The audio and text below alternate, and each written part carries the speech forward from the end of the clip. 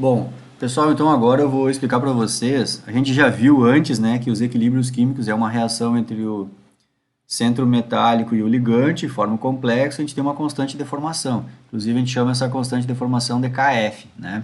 Só que agora eu vou explicar para vocês que existe a constante de deformação condicional, tá? E é isso que eu vou explicar para vocês, porque na real a gente trabalha com essa aqui, tá?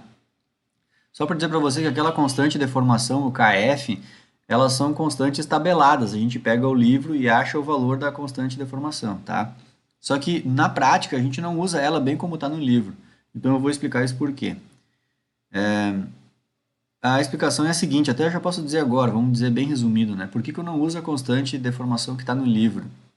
Inclusive, eu estou com o Harris aqui.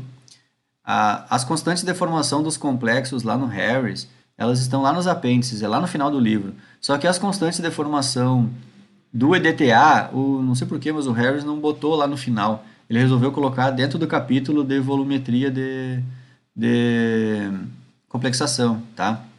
Então, tá aqui. Então, às vezes a pessoa vai lá no apêndice e não acha as constantes do EDTA, né? É porque o autor colocou dentro do capítulo e não quis colocar nos apêndices lá. Bom, essas constantes aqui, ó, tá aqui as constantes de deformação dos KF, do EDTA com um monte de metal, ó, um monte de metal aqui.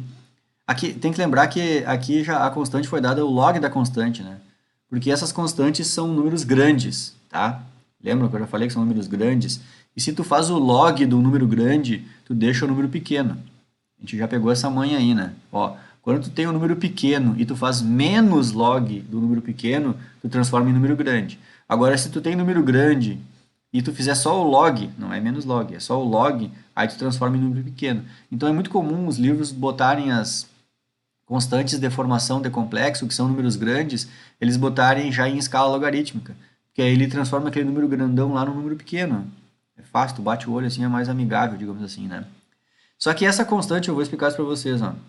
Essa constante de formação que está tabelada no livro, ela considera uma coisa que na prática não é.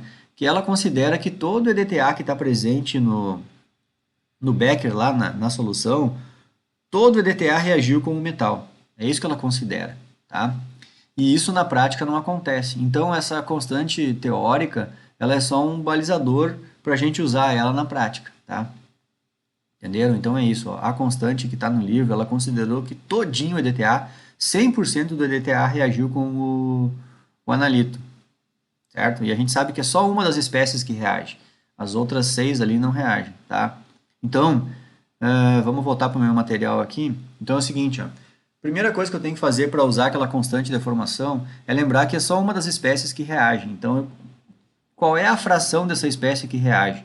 A fração é calculada daquele jeito que eu já mostrei antes, né? Que é a quantidade dela dividido por todas as possibilidades. Se vocês não estão lembrados disso, eu estou falando disso aqui, ó.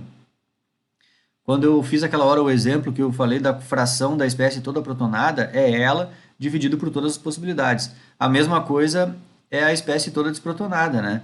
É isso aqui que eu estou falando agora, ó. É a espécie em questão que eu quero estudar, dividido pelo somatório de todos. Aqui, em vez de escrever o somatório de todos, eu só escrevi DTA. Mas é a soma de todos. Até botei aqui, ó, é a soma de todas as espécies, né? E o que é a soma de todas as espécies? É aquela concentração formal. O que é a concentração formal? É aquela que, por exemplo, tu chegou lá no laboratório para fazer a titulação complexométrica e tu preparou um EDTA 0,01 molar. É isso. Tu preparou o EDTA a uma concentração de 0,01 molar. Quando tu informa que no rótulo lá EDTA a 0,01 molar, tu está informando a quantidade de EDTA que tem dentro da solução. Só que tu está informando a quantidade somando todas as espécies. Uma coisa que não está escrita no rótulo é o seguinte: aqui dentro eu tenho tantos por cento da espécie tal, entenderam? Essa informação de concentração do reagente, ela não está dizendo para a gente a quantidade dessa espécie aqui. Ela só diz a quantidade que é o somatório de todas as espécies. Que fique claro isso. Cada vez que tu pegar um reagente no almoxarifado lá na bancada e tal, o rótulo EDTA, concentração tal, aquela informação está te dizendo o somatório de todas as espécies. Não é essa espécie aqui, ó. E aí, quando tu coloca ele para reagir, quem que reage? É essa espécie aqui, as outras não. Tu consegue perceber que parte do reagente não reage? É isso que eu estou dizendo. tá? E a gente tem que considerar isso nos nossos cálculos. Então é daí que vem essa constante deformação condicional, que nada mais é do que a gente pegar aquela constante lá do livro e trabalhar ela em função dessa situação aqui, ó, de que nem todo reagente vai reagir. É isso. De um modo bem grosseiro, é isso. Na prática, como é que a gente faz isso? É bem fácil, não se apavorem. Ó, aqui, se a reação é, deixa eu pensar aqui, aqui está a constante deformação, né? Porque a constante deformação vamos pensar que isso aqui é os reagentes aqui embaixo, ó. É o metal que é o reagente, que reage com o ligante, que é o EDTA, e eles formam um produto, entenderam? Formam um complexo. Isso aqui é o complexo escrito, o metal já com o EDTA ligado, né? Então, isso aqui é o complexo. Então, se tu pensar numa reação em que esses são os reagentes, metal e ligante os reagentes e o produto é o complexo, se tu for escrever a constante de deformação disso, a constante é assim, ó, concentração dos produtos, que é o complexo, dividido por concentração dos reagentes. Beleza? É isso aí. Bem tranquilo de entender. Só que se a gente pensar qual é a concentração, porque aqui quando está escrito, isso aqui está escrito entre colchetes, né? Porque aqui eu vou ter que escrever a concentração molar, entenderam? É molaridade, é mol por litro. Eu vou ter que escrever um valor numérico que é a concentração, ou seja, aqui é a quantidade, entendeu? É que nem aquela hora que eu falei do exemplo de... Uma coisa é perguntar para a pessoa quantos por cento do teu salário aí, do teu dinheiro do mês, tu gasta em cerveja. Aí a pessoa fala, ah, eu gasto 5%.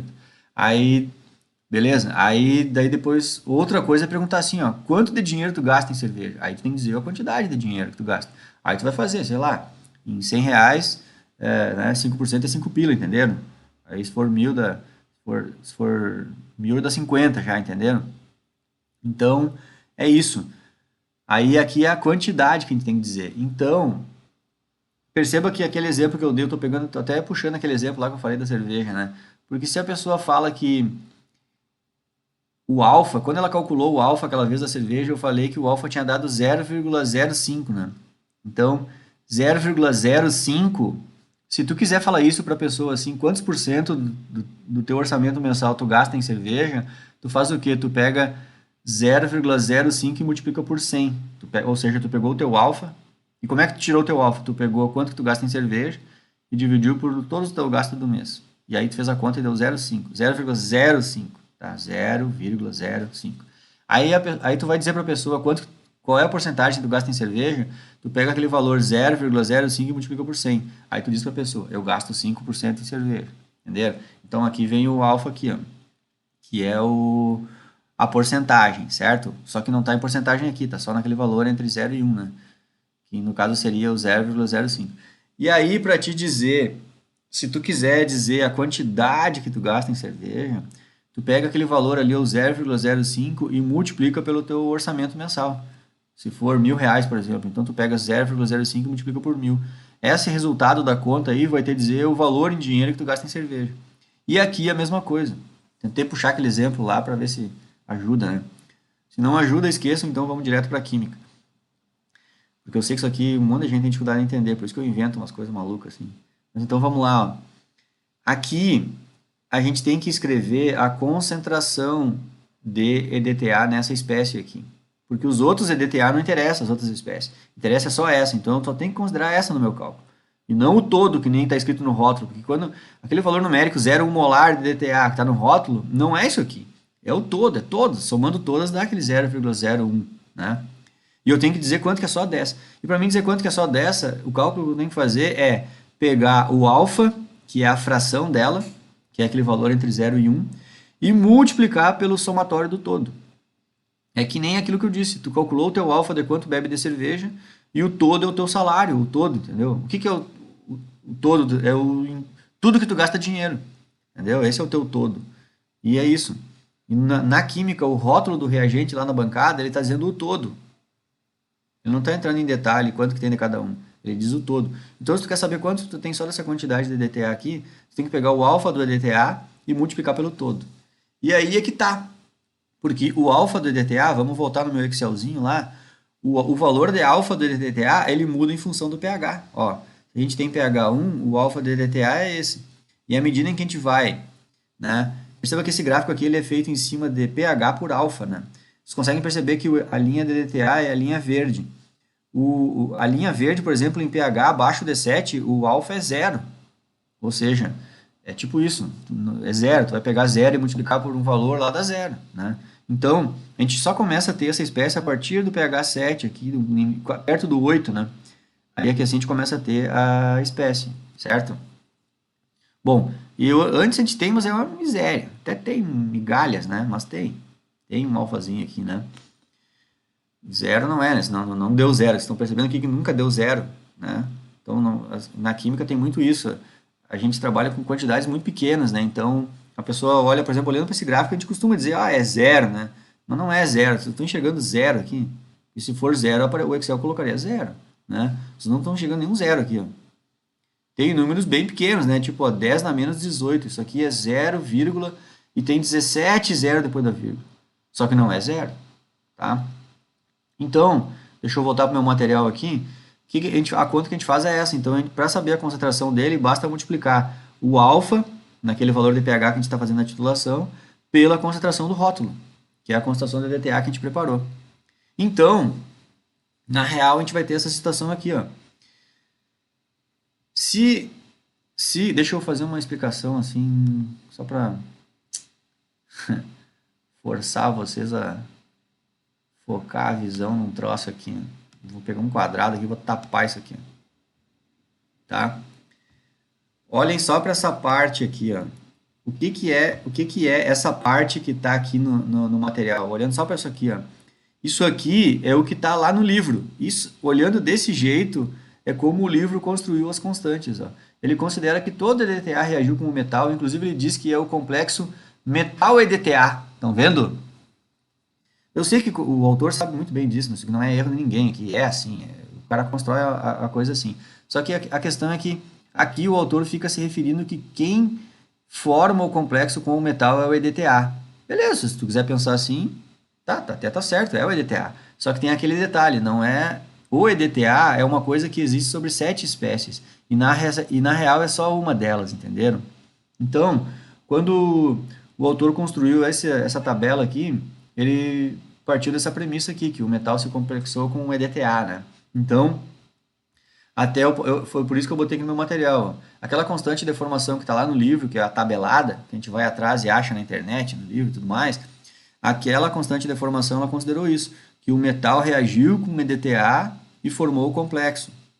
Só que aí aqui até já botei para chamar atenção, olha, o complexo não é metal EDTA. Tem gente que faz assim, até não é errado, porque a pessoa escolheu estudar desse jeito, né? Mas já é mais um jeito de tu se atrapalhar.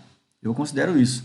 Se tu começar a estudar sempre que o metal é o metal com EDTA, é um jeito de se atrapalhar. E começar a esquecer que na real não é...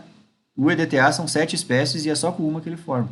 Então, essa constante aqui é que está no livro. É essa constante aqui. E a gente sabe que esse EDTA aqui é só uma parte dele que reage lá.